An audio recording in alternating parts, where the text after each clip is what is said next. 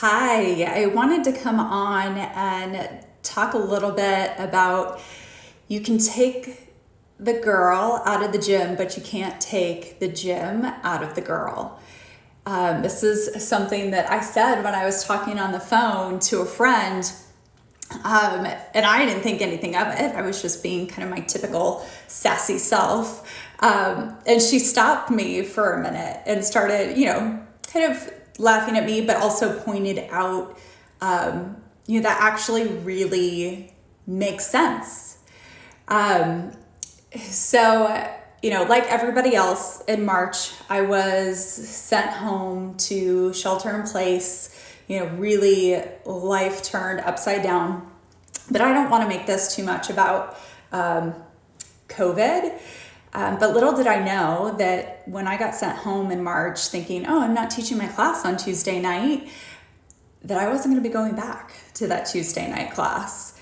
I was let go from that gym that I taught at for over 10 years. And it was devastating. And I know a lot of you are going through that right now, whether you've been let go from your gym or you're waiting for your class to be put back on the schedule, or you're on the waiting list because there's only 2 classes a day at the gym instead of 10, the 10 that there used to be.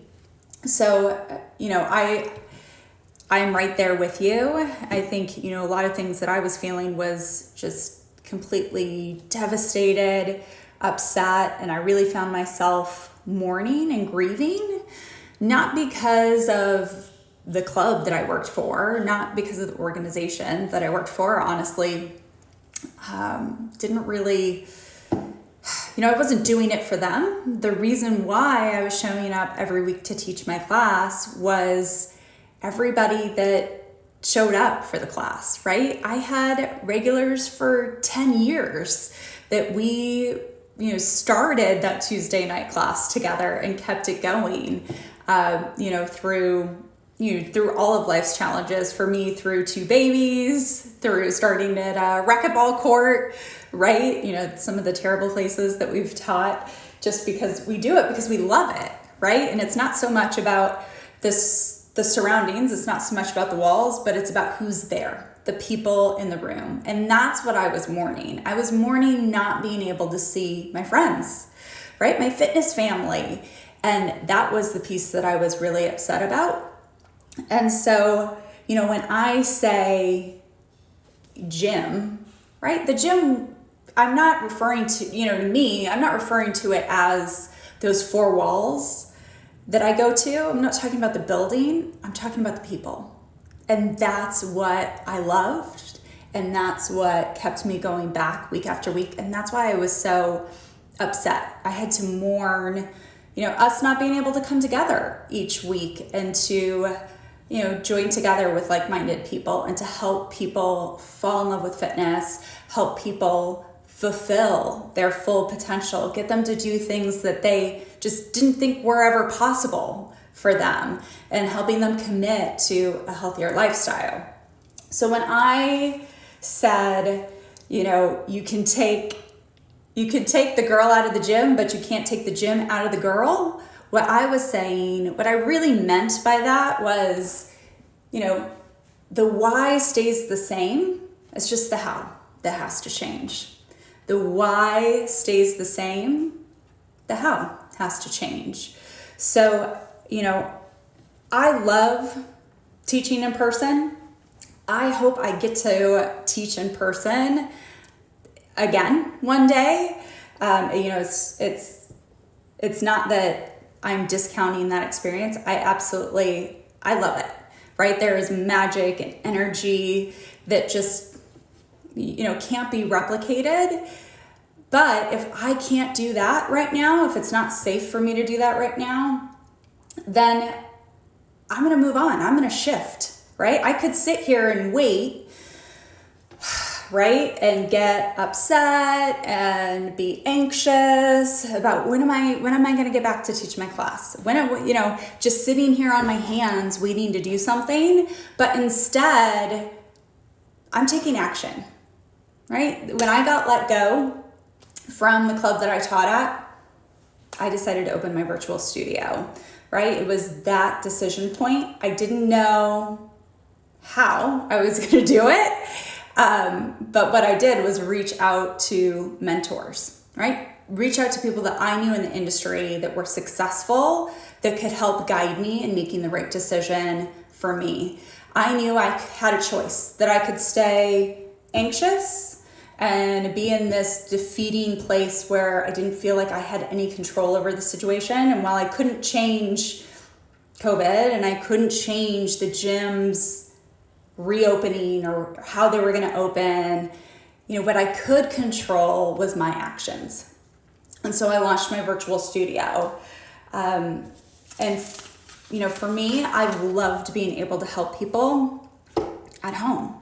But I think, I'm speaking from the group fitness point of view. I know not everybody on here is a group fitness instructor. I think the principle of the why stays the same, but the how has to change. That you can take into any area of your life. So when I look back at the different careers that I had when 2020 started, I laugh because don't have a lot of them now. But, I was working in events. Also not a good industry to be in when COVID hit because it's in person. And I really had to grieve the fact that we couldn't do the in-person event this year. I was really heartbroken that, I wasn't going to get to meet with that fitness community this year in person. And it was hard to visualize anything different. I really hung on to the fact that we need to have this event, right? We need to find a way. Can we postpone it? Do we make it smaller? Like trying to fight for any way that we could still hold the event this year. And just all roads led to no. It just wasn't safe. It wasn't the right thing to do. And, part of me wanted to just say, all right, we'll go dark. Hopefully we'll be back next year. But then if you look at the question or, apply the why stays the same, but the how needs to change. The why, the reason, the goal, the mission of the event that we were putting on was to inspire the world of fitness, to help fitness professionals, to help them learn, to educate, inspire, and motivate them. And the way that we had been doing that for the last 35 plus years was, in person. It happened to be an in-person convention, and that was a great way to deliver it. But this year that wasn't going to be possible. So we had to find a new way, a new how in taking that event virtual. I had a lot of reservations about just one, teaching virtually or doing a virtual event.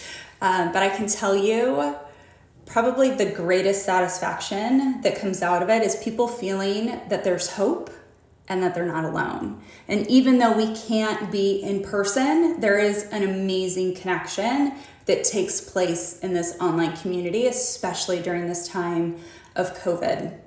So I invite you to think about it, to have an open mind. I know it may not be what you envisioned for your career as a group fitness instructor. I mean, I don't think this year life has turned out to be anything close to the goals that we set at the beginning of the year for 2020.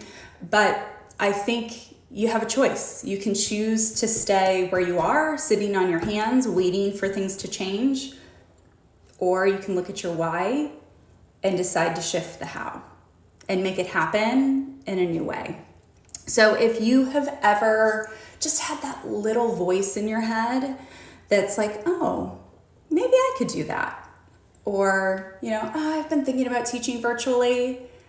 And then you have those other voices in your head, the but, right? The, but I don't want to be on video, or I'm not as good as so-and-so. Why would I do that if somebody could just, play something do Les Mills on demand or do another on-demand workout, do Peloton. I am telling you, there are people out there that they want to connect with you. They want that personal human connection, right? All of your fitness friends. So if they can't get together with you in the gym, they want to do it from home. And it has been really powerful for me. It makes me excited to get up in the morning because I'm living my why, right? I am living true to my purpose. And I can tell you it's life-changing. It's been life-changing for me. If you have just had that inkling that you want to start a fitness studio, you want to be teaching virtually, reach out. Let me know. I would love to help you. It's what I did when I wanted to start my own virtual fitness studio, when I decided that I wanted to get paid for the classes that I was teaching virtually and still make this income generating. And that's okay to say that as a fitness professional, that yes, I absolutely love doing this and I want to help people, but I also want to make a decent living doing it. So if you need help, right, you're not sure what's the next step, how do I get started? Comment below, send me a message so that we can connect. I am happy to share what I've learned along this journey and get you started in the right direction, right? Figuring out what's the best fit for you. I love helping people live up to their full potential.